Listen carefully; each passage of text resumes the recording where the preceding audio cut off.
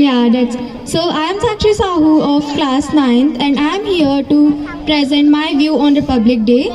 So, today as we all know, today is the Republic Day, and we are celebrating our 75th Republic Day. But how many of us know the real meaning of Republic Day? I know on this day our constitution implemented, but I just want to ask a simple question: what is in our constitution? हमारे संविधान में है क्या? हमारा संविधान है क्या? So if we are celebrating our 75th Republic Day, then we must have to know about our constitution. Do you all know about our constitution? Okay, let me explain. Our constitution contains 395 articles in 22 parts and 8 schedules, which is increased to 448 due to 100 amendments. Under this, we also have 6 fundamental rights, यानी कि हमारा संविधान हमको 6 अधिकार देता है. Right to equality, right to freedom, right against exploitation, right to freedom of religion, right to constitution remedies and cultural and educational rights. तो ये थे हमारे 6 अधिकार.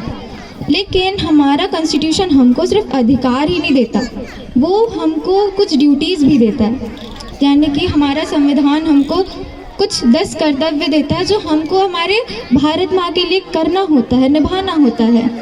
First, abide by the constitution and respect the national flag and national anthem. संविधान का पालन करते हुए राष्ट्रीय ध्वज और राष्ट्रगान का सम्मान करें. Second, follow the noble ideals which inspire our national struggle for freedom. स्वतंत्रता संग्राम के महान आदर्शों का पालन करें. Protect the sovereignty, unity and integrity of our India. Bharat की संप्रभुता, एकता और अखंडता का रक्षा करें. Defend the country and serve the nation when needed. देश की रक्षा करें और ज़रूरत पड़ने पर देश की सेवा भी करें. Promote harmony and spirit of common brotherhood. भाईचारे की भावना विकसित करें. Value and preserve the rich heritage of our composite culture. Bharat के इन विभिन्न संस्कृतियों को जीवित रखें. Protect and improve the natural environment. प्राकृतिक पर्यावरण की रक्षा करें.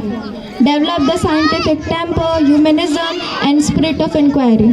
वैज्ञानिक सोच, मानवता और जिज्ञासा की भावना विकसित करें. Safeguard public property and to abjure violence. सार्वजनिक संपत्ति और हिंसा से दूर रहें. सार्वजनिक संपत्तियों को सुरक्षित रखें और हिंसा से दूर रहें. Strive toward excellence in all spheres. सभी क्षेत्र में उत्कृष्टता के लिए प्रयास करें. तो ये तो थे हमारी ड्यूटीज़.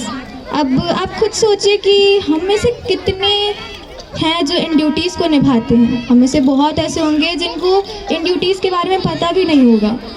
सोचिए कि कितना ड्यूटीज़ हैं जो हम निभाते हैं. अच्छा, जैसे कि आज हमारा राष्ट्र पर्व है, तो हमारा जो राष्ट्र ध्वज तिरंगा है वो हर एक बच्चे के हाथों में है. यही नहीं, हमारा पूरा भारत आज तिरंगे के रंग से सजा हुआ है. मैं आपसे सवाल पूछना चाहूँगी कि कल आप इस तिरंगे का क्या करेंगे? कल आप इस राष्ट्र ध्वज का क्या करेंगे? शायद जो आज हमारे लिए देश की शान है, कल वो एक कागज़ का टुकड़ा मात्र रह जाएगा. देश बदलना चाहिए, विकास आना चाहिए, हमारी मांगें पूरी होनी चाहिए. ये नारे हम हर रोज़ बड़ी बेबाकी से लगाते हैं, पर अपने अंदर बदलाव लाने की कोशिश कितनों ने की होगी? सोचिए.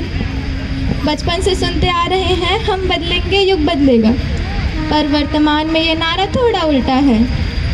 युग तो बदलेगा लेकिन हम ऐसे ही रहेंगे. हमारे कॉन्स्टिट्यूशन में साफ साफ लिखा गया है कि भाईचारे की भावना रखनी चाहिए और हर एक धर्म का आदर करना चाहिए. लेकिन आज भी न्यूज़ चैनल खोलने पर एक न एक नए धार्मिक विवाद तो मिल ही जाते हैं. लेकिन मेरा मानना है कि जिस दिन अंतर मिट जाएगा पूजा और अजान में, जिस दिन अंतर मिट जाएगा पूजा और अजान में, उस दिन सच्चा स्वर्ग बनेगा अपने हिंदुस्तान में, अपने हिंदुस्तान में. तो चलिए, अब एक बात तो समझ आ गई कि अपने अधिकारों के लिए लड़ने से पहले खुद में बदलाव लाना होगा. इस देश की खामियां गिनाने से पहले खुद को इसके काबिल बनाना होगा. हम कहते हैं